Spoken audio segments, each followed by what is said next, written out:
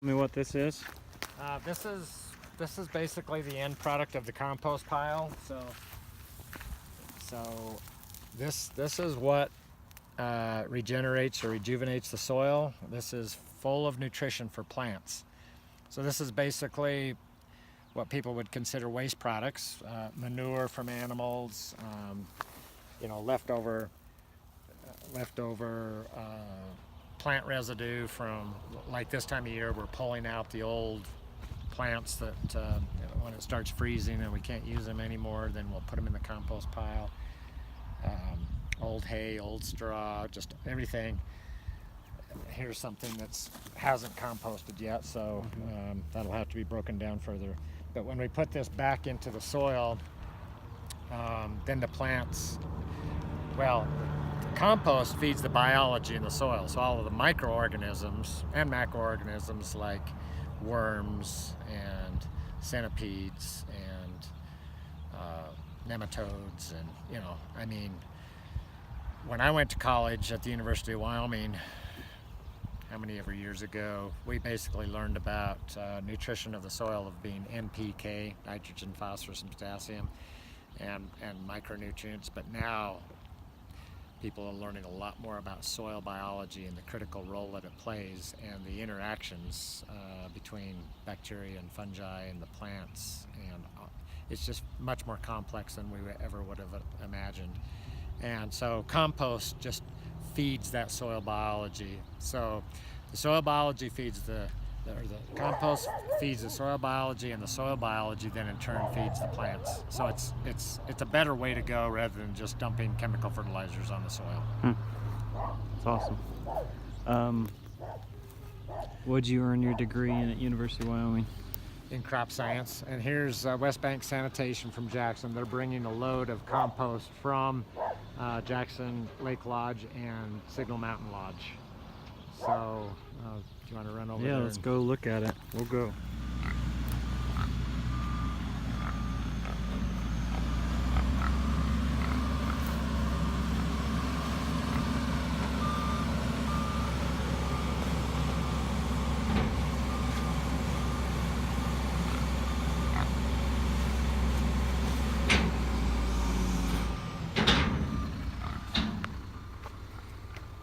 I just stepped in that manure. Now it's all over my foot because I'm wearing a sandal. Should have worn my boots to the farm. Just stepped in some manure. Yeah, I should have had you sign the disclaimer. So tell me again where this comes from and how This is coming from Jackson Lake Lodge and Signal Mountain Lodge, which is in Teton National Park. These are concessionaires. They contract to provide food service in the national park. And this is food scraps for 1 week from these two restaurants. So you can see two restaurants, and that's probably, I'm guessing, about 5,000 pounds. He's got the weigh ticket.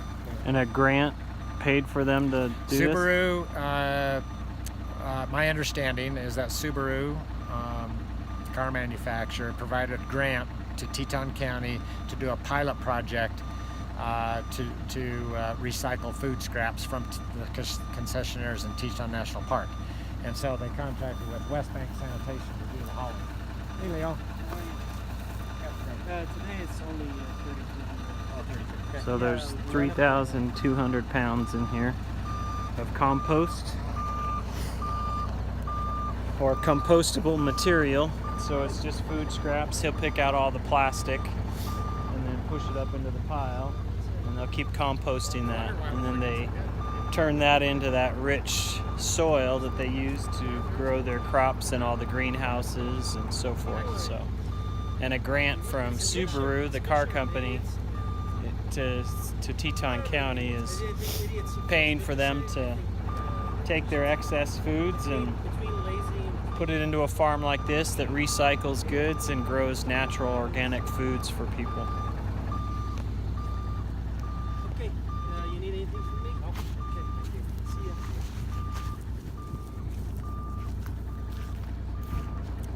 Yeah, so the challenge has been here to get this clean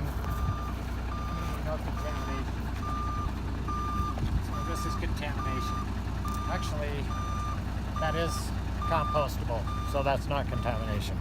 So industrial Plastic will compost- break down. Yeah. But you have to kind of pick through it and get all the plastics out. Yeah, typically I will, but this actually looks pretty good. And the bags are also compostable. Okay. Okay, so Those bags will break down. they will. They're made out of corn, some kind of a corn process.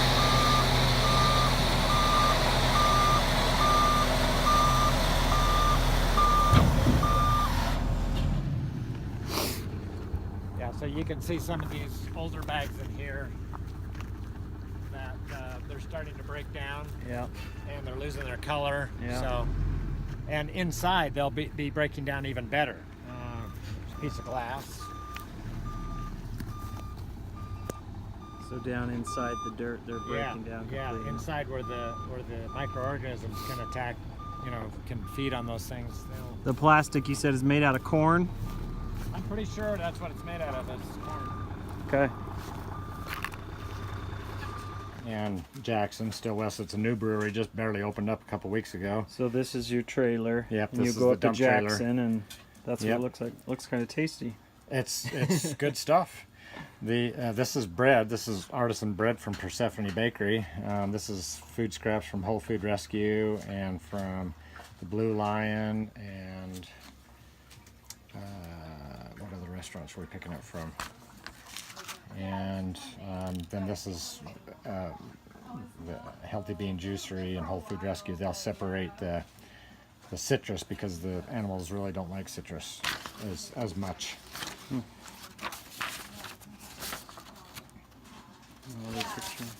Yeah. In Jackson, they've been bringing it to the farmers market. This is a new business, Wyoming Farm Composting. Yep. And what do they do?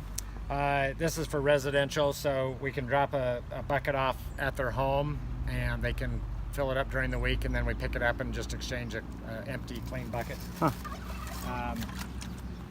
But later this week, we'll receive 100 of the 32-gallon roller carts, just like garbage cans, and then we'll be dropping those off at businesses, and businesses can then put food scraps in that, and we'll pick them up on a weekly or bi-weekly basis.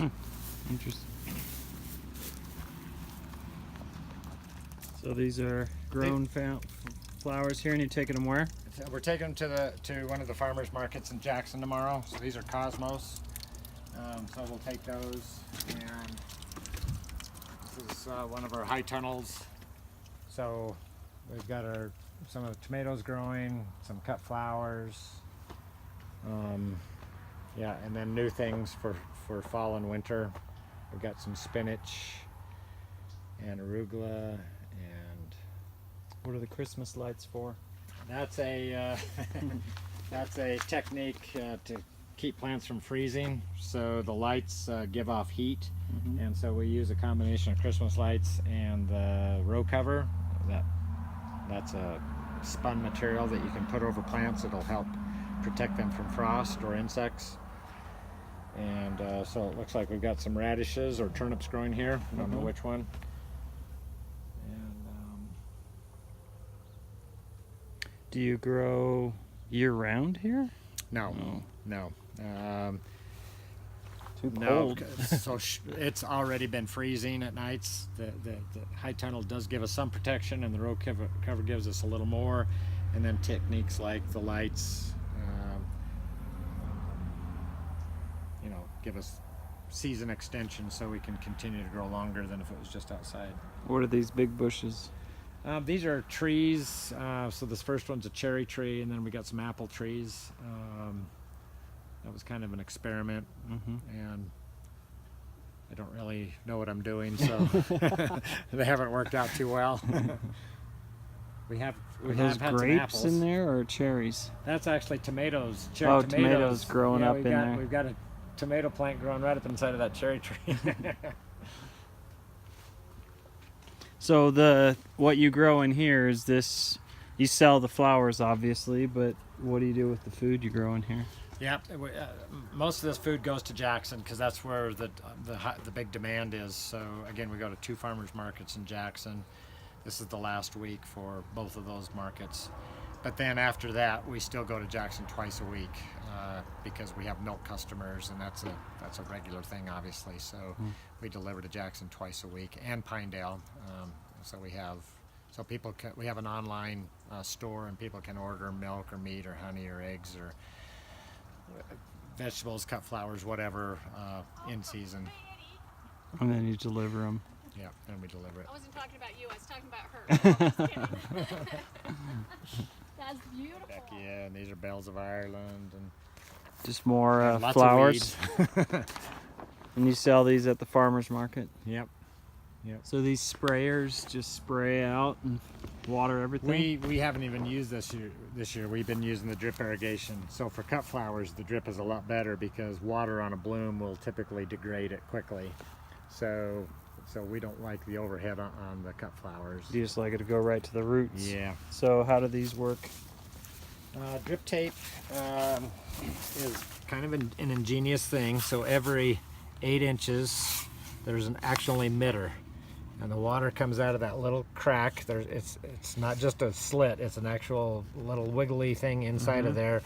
And so this pressurizes with water, and then the water will slowly come out. It'll just drip out of these emitters that are spaced every 8 inches. And it just soaks the ground. Yep, just soaks the ground. Right out of this tube. Yep, There's a valve. this is called a header tube.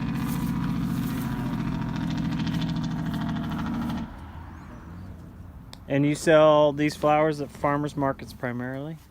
Primarily, yeah.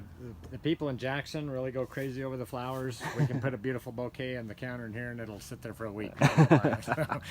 So people here don't value cut flowers, but people in Jackson really do. Huh. Interesting. This is Cordy. She's the main vegetable worker, and so yeah, we've had a good year. Squash? Yeah, these are zucchinis, and they still have the blossom on them, which chefs really like. And so we typically can sell the squash with the blossom, or just the blossoms, the male blossoms that do not have a fruit. We can sell these to chefs and or individuals, because then they get creative and they'll stuff them and deep fry them or put them in quesadillas or other things. Interesting. Yeah. Yeah, that's nice to get those bigger I ones. know, it is, yes. This is a vegetable tunnel? Probably for the most part. So you can see our squash plants are on their way out. These have produced a lot of squash for us this year. And peppers, they're still producing. So squash all through here, and they're just about tapped out, and then peppers all through here. There's peppers on these bushes.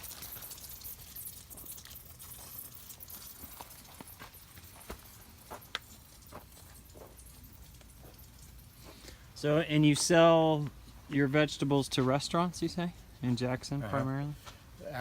Restaurants and just individuals at the farmer's market. Okay. Yep. So here's another technique, is this black plastic acts as a mulch. So obviously there's no weeds growing here, so that eliminates. So you just plant in a hole every so often in the spring. We actually have a machine that will lay the plastic, and here we actually made the holes by hand, but out in the field where the cabbage is, for example, then we have another machine where the person is sitting down and the wheel turns, pokes a hole in the plastic, puts water in the hole, and then they can just put the transplant in the hole. So you can put a lot of plants in the ground very quickly that way. And then do you have that drip tubing in there? And the drip tubing is going right underneath, so it's really a nice system, because you have the water going in automatically. So here you can see that's where one of the emitters is, and you can see that it's dripping out of there. Yeah.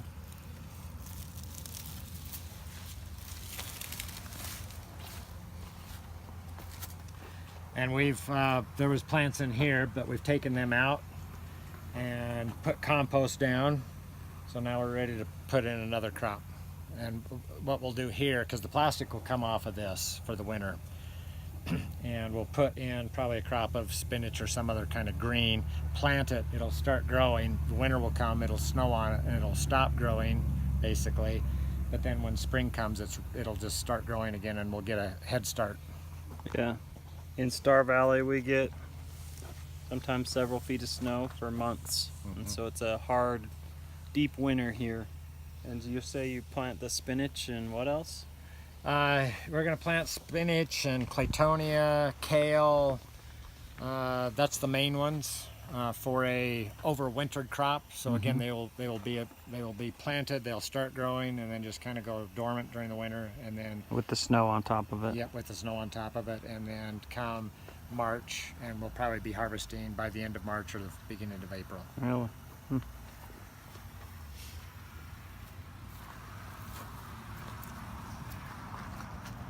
This was, so the beds were shaped with a machine, the plastic was put on with a machine, and then the plants were planted with it by an individual, but it was a pretty cushy job. You're sitting down and you're just putting the plants in the hole that was pre-made. So it makes so you can do this much quicker than if you're trying to do it. And what is by it? What are hand. these? These are all cabbages. Yep. And you harvest that and sell it at the markets and Yep. stuff? Yep. What do you do with your leftover? Compost it? Yep, the pigs are eating all the cabbage leaves right now. Yeah, because as we harvest cabbage, we pull the leaves off. What's this heater for? This is actually a cannon, because the deer were coming in and eating all the cabbage. So that's a cannon, like a noise cannon? A noise cannon, yeah. And you can ask the neighbor about the noise. I turned it off because it was waking everybody up in a many mile radius. Were they getting annoyed? Yeah, people were asking me, what's that noise? But was it set to go off like every so often during the night? Yeah, it's a random noise to try to keep the deer guessing what's going on, and I think it has been effective, keep the deer away. Yeah, I planted several hundred feet of raspberries and strawberries, and I couldn't keep the deer and elk off it. They just keep mowing them down to the ground. Yeah. So. Well, you can get one of these, but your neighbors probably won't like it. I don't have very many neighbors up there, so maybe I'll have to get one. Just old plastic off the greenhouse.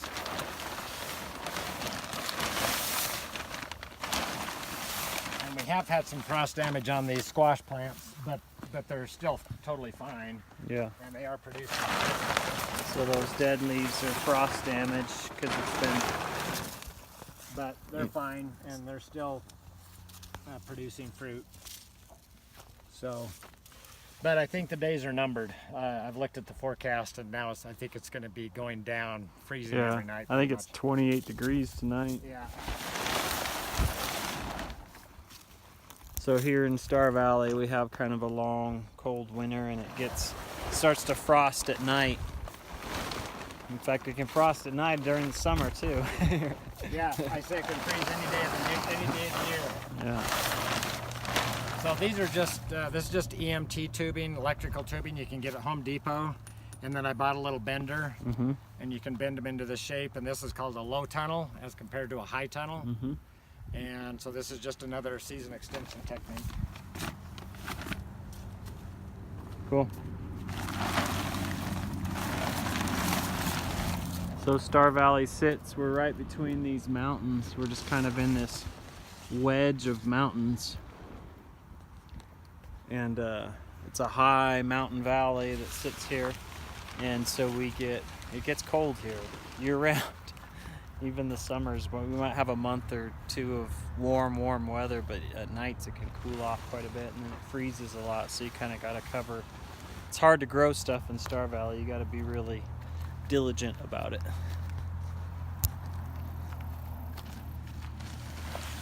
You can see those leaves that have some frost damage on it.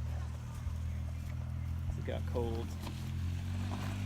They're taking the flowers out to the farmer's market.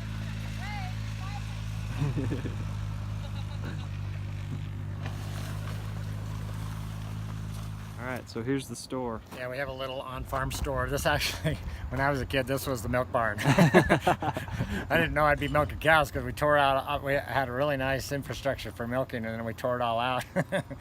when you switched to beef cows? Well, yeah, when we just started working at the farm and we needed a place for a store, so I turned this milking barn into a store. Turn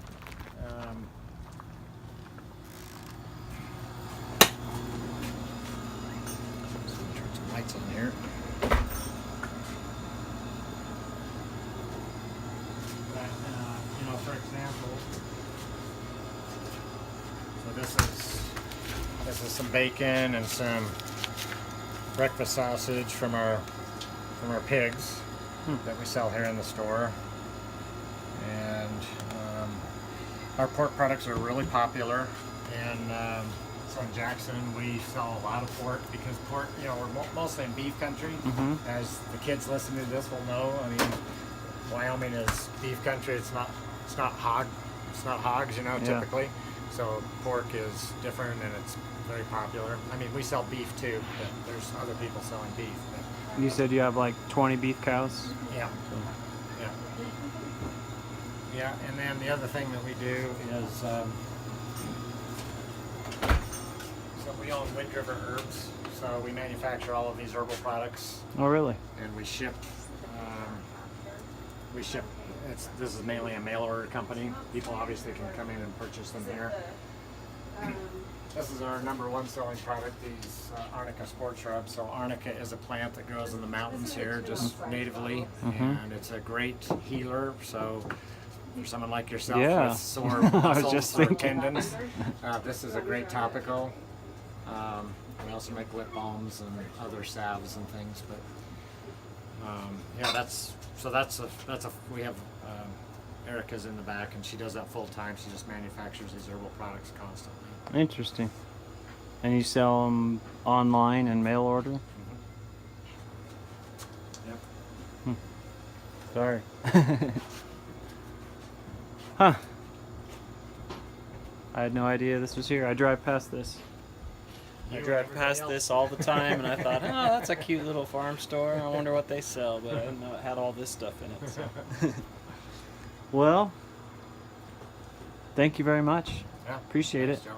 Yeah. What's the websites if the parents or kids want to hop on and look at? So for the herbal products, because that's mainly what's done online, is windriverherbs.com. So Wind River Herbs is the herbal side of things. Okay. Haderlie Farms. .com. .com is also a website, and then we have WyomingSoaps.com as well. So has the 3 businesses and then has the one website. Cool. All right. Well, thank you. Appreciate it. Okay, guys.